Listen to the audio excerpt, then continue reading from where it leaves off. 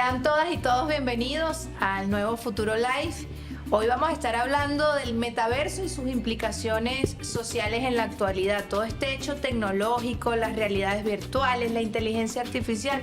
Y para hablar de estos temas, tengo a dos grandes compañeros que en realidad sí están dedicados al área. Uno es licenciado en Comunicación Social puedo decir, de la Universidad Central de Venezuela, donde también tuve la oportunidad de estudiar. Lo conocen más que todo como Cachicamo. Casi no lo conocen por su verdadero nombre, que es Jason, ¿no? Jason.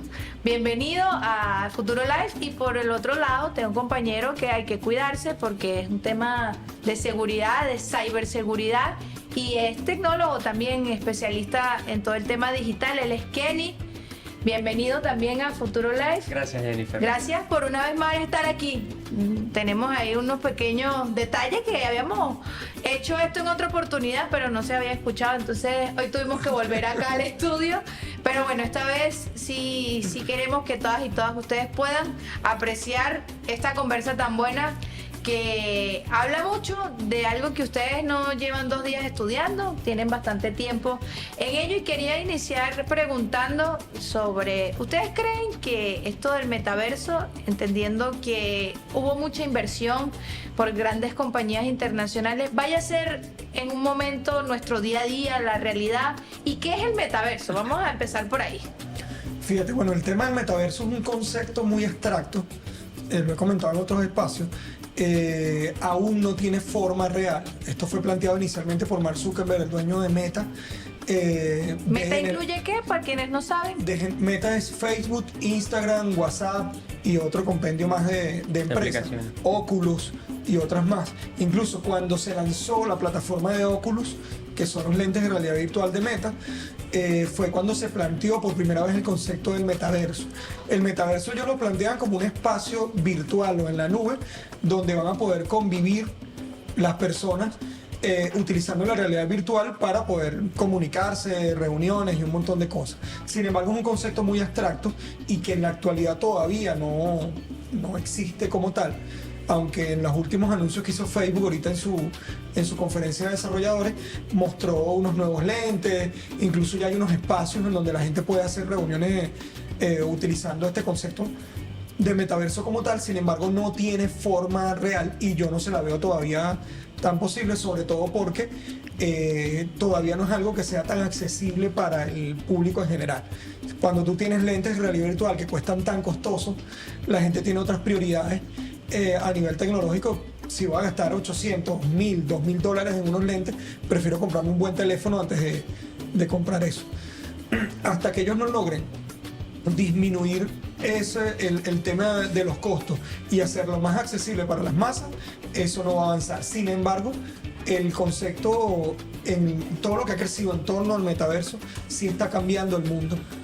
Los patrones de consumo de la humanidad están cambiando y todo esto obedece principalmente a la evolución de la tecnología. El que existan ahora herramientas que nos den acceso a la inteligencia artificial a cualquier ciudadano de manera gratuita ya cambia todo.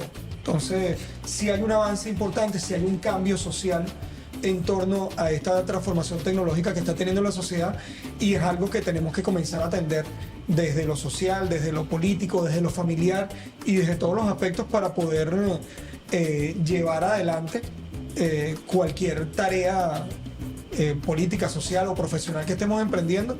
Tenemos que de alguna forma vincularnos con estas herramientas y aprender a usarlas de la mejor manera para que sean una potencialidad y no una carga. Kenny, una pregunta, ¿qué actores están involucrados en esto? Y bueno, ya tenemos la opinión de Cachicamo, de que no lo ve todavía como algo viable. ¿Qué actores están involucrados detrás de esto? ¿Hay muchas inversiones? ¿Cómo se está manejando este tema? Sí, bueno, básicamente esto tiene que ver un poco también con el deseo de poder apoderarse del mercado del futuro, ¿no? O sea, cómo empezar a desarrollar nuevos procesos, nuevas tecnologías, nuevos campos de mercado donde estas transnacionales puedan seguir profundizando el dominio que vienen trabajando, ¿no? Sin embargo, esto también amerita importantes reflexiones acerca del futuro de la humanidad, porque algo que sí es bien cierto es que ahorita estamos teniendo un fenómeno, y es que los cambios tecnológicos que están impactando a la humanidad son más drásticos, más violentos, más rápidos. Antes esos hitos de desarrollo tecnológico eran como más espaciados en el tiempo. Bueno, cada 10 años, cada 15, ahorita cada 2 años tenemos una realidad nueva de un componente tecnológico que permea la sociedad, que permea la forma en la que nos interactuamos como seres humanos y que bueno, que implica desafíos importantes. Yo estoy de acuerdo con Cachicamo, yo creo que es algo que todavía está muy difuso, lo veo todavía un poco lejano. Ahorita la inteligencia artificial ha logrado un poco más de avance en ese sentido, a tal punto de que, bueno, gobiernos, países, organizaciones han tenido que de alguna manera pausar los desarrollos y el ímpetu, la velocidad con la que ha venido la inteligencia artificial para comenzar también a legislar.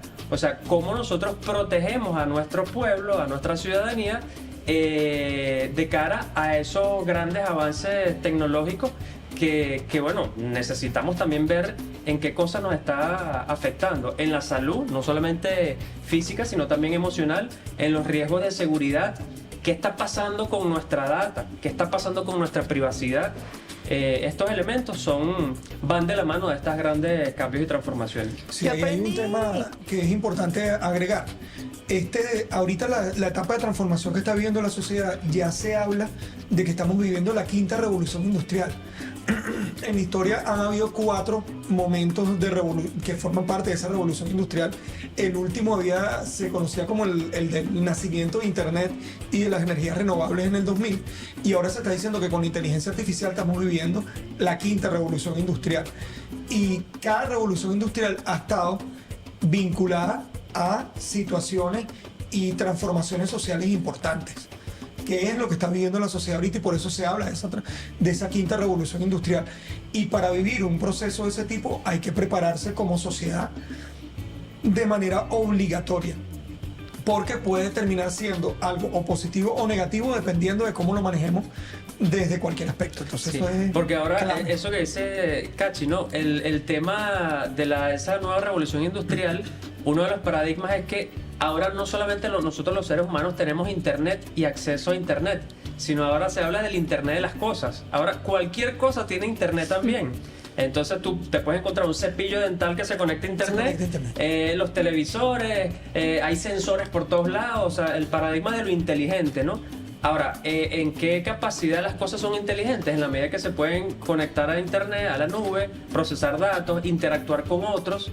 Entonces, bueno, son elementos que están transformando nuestro modo de vida. Es importante que sí tiene que tener siempre claro a la gente, ¿no? Lo que está ocurriendo con las plataformas digitales o con la tecnología en el mundo es simplemente una evolución de lo que ha vivido la sociedad en las últimas 4 revoluciones industriales.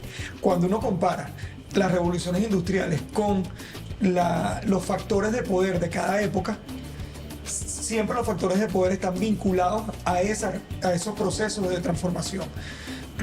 La lista de hombres más millonarios del mundo no es casualidad de que los primeros lugares estén ocupados por empresarios vinculados al mundo de la tecnología. Y la pandemia lo aceleró, ¿no? Y lo aceleró, obviamente. La pandemia es lo mejor que le pudo pasar a las grandes corporaciones sí. tecnológicas del mundo. Por eso... La dependencia, sí. O sea, las reuniones virtuales, ¿cuándo existía eso? Así es. Nada. Así O sea, aquí mismo en Venezuela, hace 5 años atrás, hablar de delivery era insólito. Sí. Nadie sabía ni siquiera qué era Sí. eso. Hacer algo por una aplicación móvil, insólito. Total. Ahorita es algo totalmente normal. Entonces, lo que sí hay que entender es que, así como en las revoluciones industriales anteriores, en la revolución del carbón, por ejemplo, tener las minas de carbón era el hombre más poderoso del mundo. Ahora no. Ahora el hombre más poderoso del mundo es el que tiene acceso a la data de toda la humanidad. O sea, tú me estás queriendo decir que la data ahora es el nuevo petróleo El nuevo o algo petróleo, así. tal cual. Es la nueva economía mundial. La nueva economía mundial. Es el petróleo que Sí. de los 90 ahora es la data. La data es el que nuevo tú- petróleo, el nuevo... Tú le decías en una formación que asistí en estos días que diste, que es increíble que uno tenga el WhatsApp gratis, el otro gratis, y bueno, y entonces, ¿qué pago aquí? Pagas Claro. con tu información. Totalmente. O sea, Tu tú información pagas porque yo te estoy diciendo que me gusta, que no me gusta, cómo me siento, que compro, que no ¿Dónde compro. vives? ¿Quiénes son tus amigos? O sea, ¿quiénes son tus Absolutamente familiares? todo. Patrones, mire, las plataformas digitales almacenan información tan insólita que quizás para una persona normal no ves como algo relevante, pero es hasta la forma en que das tap al teléfono. Sí, totalmente. Hay gráficos Que de muestran... estudios que te muestran con puntos como de calor cuáles son los espacios donde haces clic más comúnmente, la forma en que sujetas tu teléfono. Y lo del dedo Todo deformado. Todo eso también. es lo que decíamos el otro día, Kenny lo comentaba el otro día, tenemos hasta el dedo deformado por el... Aquí en por este pedacito del dedo meñique reposa tu teléfono cada vez el que... teléfono, reposa. Y entonces morfológicamente vamos cambiando por el uso de la tecnología. Entonces, El Homo sapiens ha sido modificado. Totalmente, eso totalmente. tiene un trasfondo, y es que todo lo que hacemos en plataformas digitales queda almacenado en un clúster de un servidor de alguna de estas plataformas. Sí. Y al quedar almacenado ahí, esa información contribuye a que estas grandes corporaciones puedan saber cómo pensamos, cómo nos movemos, cómo accionamos, cómo hacemos absolutamente todo, y poder tener estudios detallados del comportamiento que luego se traduce en control social. Yo quiero Sí. mostrarles un video y que ustedes me den su opinión, así generamos más polémica en este debate, si están de acuerdo o no con el siguiente video que vamos a ver.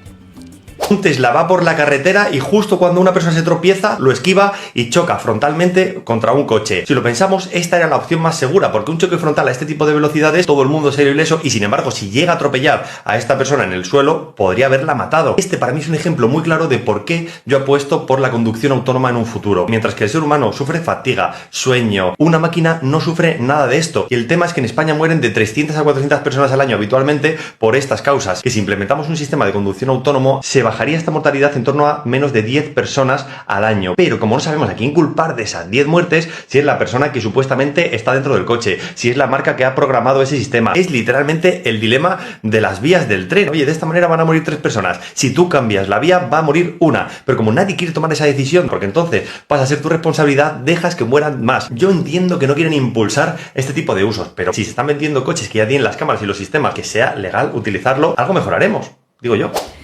Bueno, entonces ponemos sobre el debate este video donde nos dice: estamos no de acuerdo con la automatización y que la automatización tome las decisiones al momento de un accidente de o darle un vehículo o de asesinar a alguien a través de un accidente, o sea, de atropellarlo.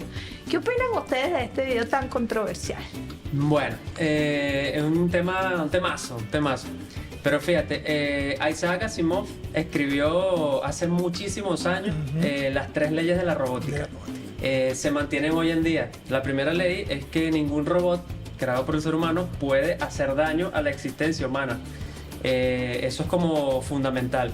Pero hay un hilo delgado en esto, porque tal como pasa ahorita con las redes sociales o las plataformas digitales, que son creadas por transnacionales, por élites corporativas que tienen una intencionalidad económica y política, bueno, nada, nadie nos dice a nosotros que justamente ese desarrollo tecnológico no pueda ser usado en detrimento de un pueblo, como hemos venido viendo sistemáticamente a lo largo de todo lo que hemos emprendido aquí en esta patria.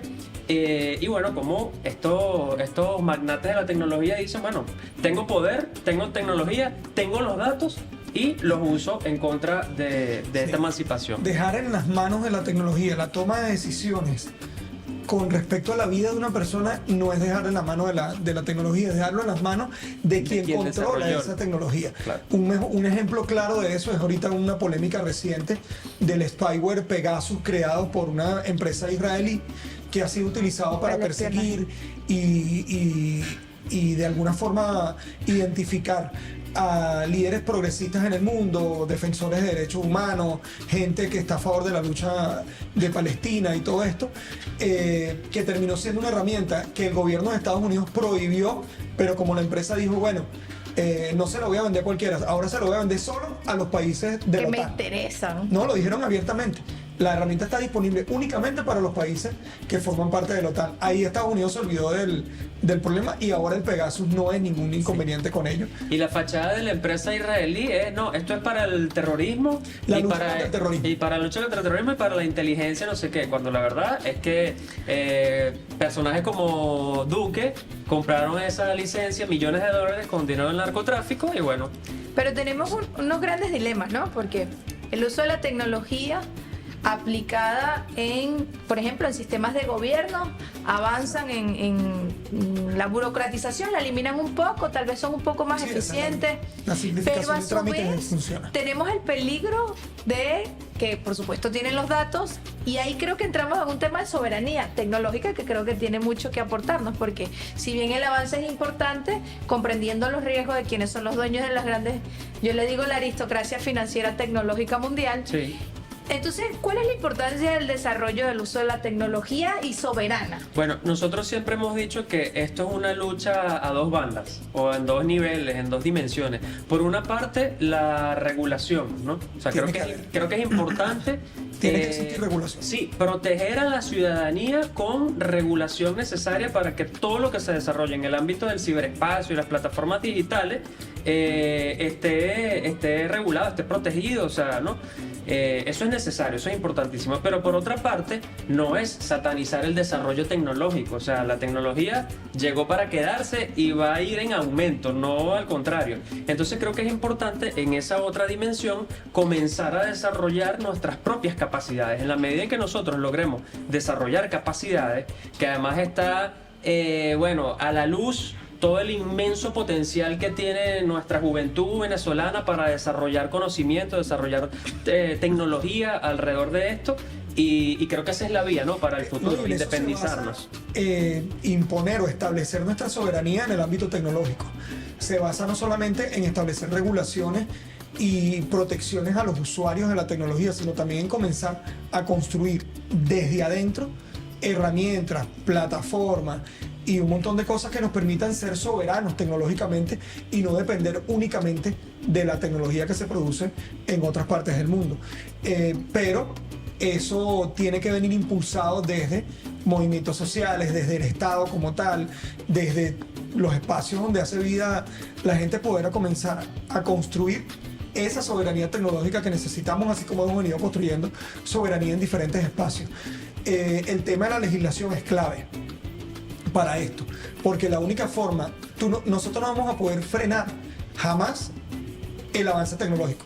La tecnología va a seguir avanzando, o nos montamos en el barco o nos quedamos parados y los vemos pasar, pero la mejor manera de poder convivir con esta tecnología es poder aprovecharla con nuestra visión propia del venezolano, nuestra identidad, con la identidad que tenemos política, social, con el proceso que hemos venido construyendo desde hace más de 20 años que inició el comandante Chávez. Yo creo que con la experiencia que tiene Venezuela, desde lo político y lo social, podemos construir un compendio de leyes vinculadas con el ámbito tecnológico que puede más bien potenciar el uso de herramientas tecnológicas en Venezuela, siempre basados en la ética, sobre todo en el tema ético de poder y de la protección de los usuarios. Aquí en Venezuela no existe una ley de protección de datos. ¿Cómo Entonces, propondrías tú una ley así? ¿De qué trata? Ya existen en el mundo muchas leyes de protección de datos que pueden servir de ejemplo. Sin embargo, hay cosas básicas que tiene que contemplar una ley de esta. Primero, que las plataformas estén obligadas a proteger tus datos y a garantizar que sean utilizados únicamente para lo que yo los di. Porque, por ejemplo, si cosas como que pasaron en el caso conocido de Cambridge Analytica con Facebook, Sí. la gente utilizó o le dio esa información a Facebook con un fin de usarlo en esa plataforma, pero Facebook utilizó esta data y la vendió a una empresa de marketing político para que hiciera una campaña. O sea, el usar datos personales con otros fines de los que yo te lo di debe ser un delito. Y lo otro es informar acerca de qué tipo de datos estás recogiendo de mí, porque es información Yo debo estar privada. al tanto de qué estás recogiendo. Claro, o sea, nosotros O hablamos sea, hay veces siempre que recogen datos que ni nadie que no te te pide avisen, permiso. que no te avisen, entonces es delicado, porque incluso a veces ni siquiera es necesario que tú prendas el GPS de tu teléfono para que ellos capturen tu geolocalización.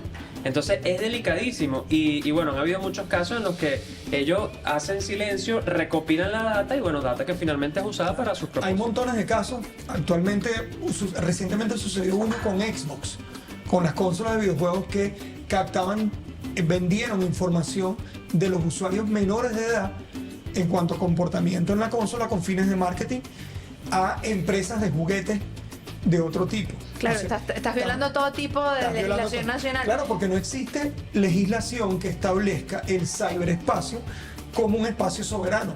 Pero es que ahí está también el tema de lo supranacional, como quienes son los dueños de este tipo de tecnología, son financieras internacionales. Y lo vimos recientemente con lo que sucedió en Brasil, cuando la red social X no quería tener representante legal, entonces cualquier cosa pasa por la legislación nacional y no existe un consenso global que apunte a ese tipo de legislación. Entonces Cualquier transnacional quiere comenzar a vender y ofrecer sus productos en cualquier territorio del mundo y tienes que ponerte a derecho, pagar impuestos, abrir una oficina, registrar una empresa. Así debería ser. Eso no pasa en el ciberespacio. Sí. En el ciberespacio no existen regulaciones que establezcan el ciberespacio como parte de la soberanía de un país. Sí. Por ejemplo, así como sucede con el espacio aéreo, marítimo y entonces esas terrestre. empresas se resguardan en el hecho de que tienen su casa matriz en un territorio específico, la inmensa mayoría en Estados Unidos, por lo tanto, qué casualidad, ¿no? Se rigen por las leyes de los Estados Unidos y son leyes que al final tributan a los intereses de los Estados Unidos. No, igual entonces, mismo ahí le generan problemas internos en el hay país. un conjunto de leyes que Estados Unidos ha venido desarrollando, sobre todo desde el 11 de septiembre del 2002, fue, con el tema de las Torres Gemelas, que Si no me equivoco, fue 2001. 2001, correcto, que han obligado a estas empresas, Sí, la famosa ley patriota. la ley patriota, sopa, pipa, Hay varias. calea, o sea, hay un montón. Pero entonces el cuento es que justamente con este mismo tema de la lucha contra el terrorismo, obligan a las empresas de tecnología a dar obligatoriamente, porque tú eres una empresa que está registrada en mi territorio, Estados Unidos, a darme la data de quien Bueno, pero yo pasó considero recientemente. terrorista. Hace un par de semanas hubo un caso muy sonado de filtración, que además la filtración la hizo el Wall Street Journal, en donde un supuesto grupo de hackers chinos tuvieron acceso al sistema de intervención de llamadas telefónicas del gobierno de Estados Unidos, que está avalado por una ley. Hay una ley de este compendio de ley que sacaron que le exige a las empresas de prestación de servicios telefónicos y de internet en Estados Unidos a que deben tener unos protocolos específicos para darle acceso a los cuerpos de inteligencia de Estados Unidos a poder escuchar cuando ellos quieran las llamadas telefónicas de los usuarios.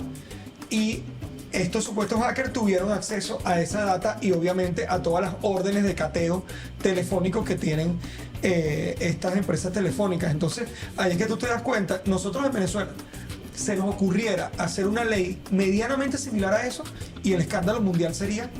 Sí, La absolutamente. DIF.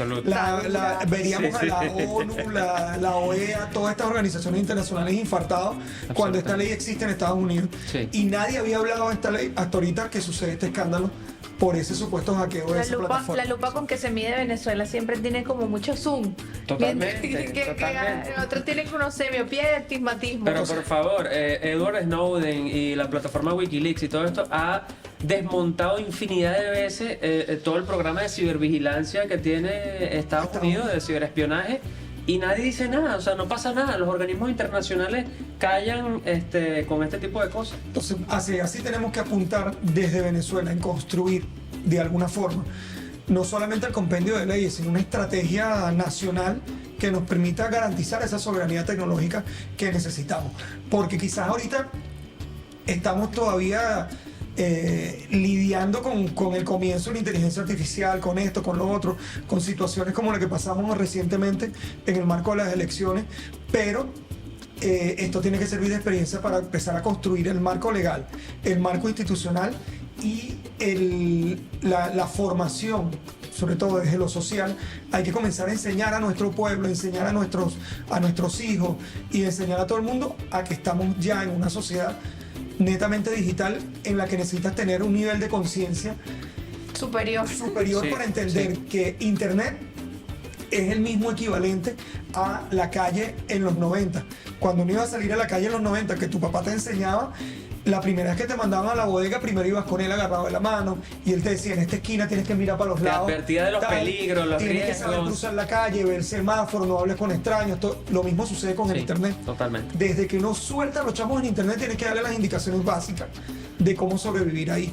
Y esa formación tiene que ser constante. Y ahora, como el Internet está llegando con gente que ya está mayor, nosotros somos los que tenemos que comenzar a saber cómo caminar en ese mundo tecnológico. Sí. Y esa formación tiene que venir de algún lado. Hemos hablado de la importancia de la soberanía tecnológica, de la regulación en la legislación sobre también el tema del ciberespacio, lo llaman ustedes. Yo estoy aquí aprendiendo un poco de términos gracias a ustedes. También las implicaciones, ¿no?, en la salud mental y física que te pueden generar las redes sociales. Y yo quiero que terminen diciéndome sus reflexiones de aquí en adelante. ¿Por qué luchar en materia de ciberseguridad tecnológica? ¿Y qué mensaje darle a los padres y a las madres sobre el uso de las redes sociales en las infancias y en las juventudes? Sí.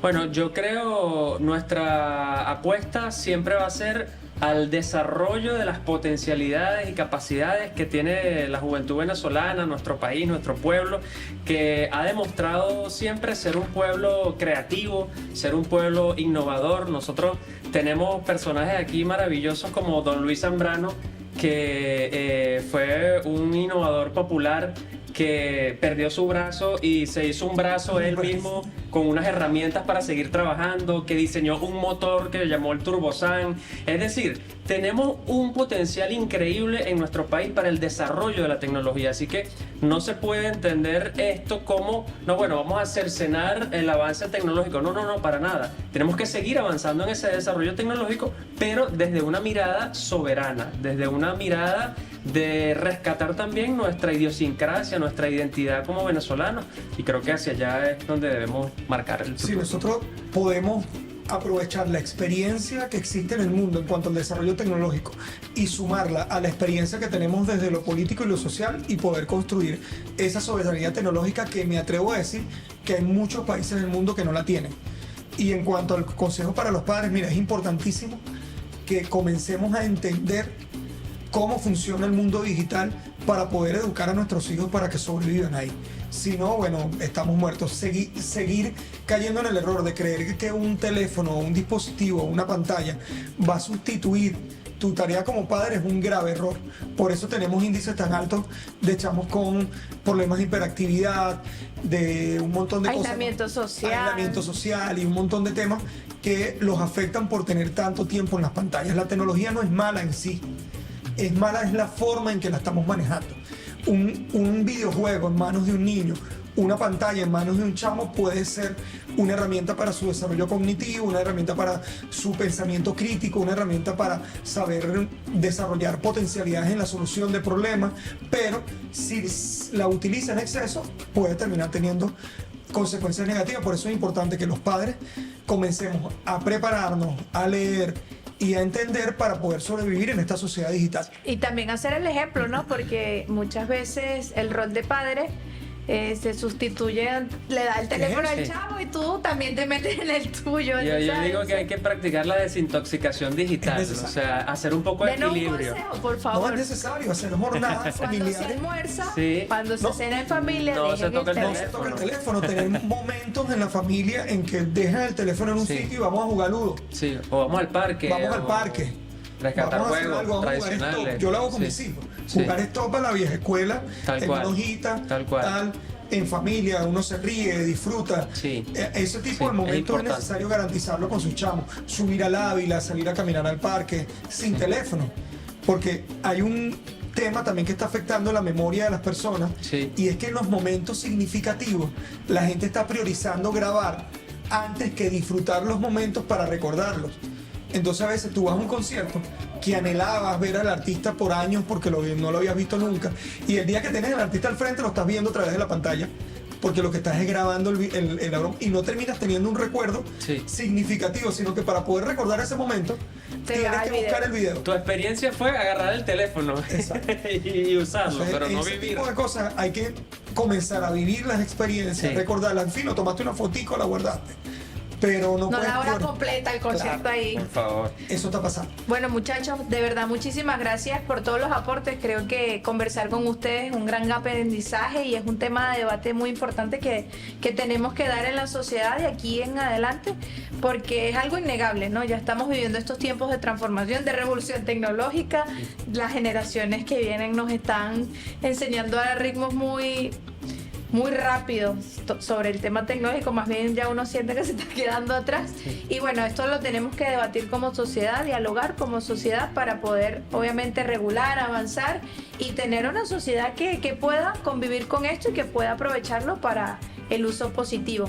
Ya saben, estábamos con Cachicamo y con Kenny. Muchísimas gracias por participar en este Futuro Live y nos vemos en la próxima edición para seguir hablando de los temas que nos importan como venezolanas y venezolanos. Chao. Gracias. Nos vemos en el ciberespacio. De pana.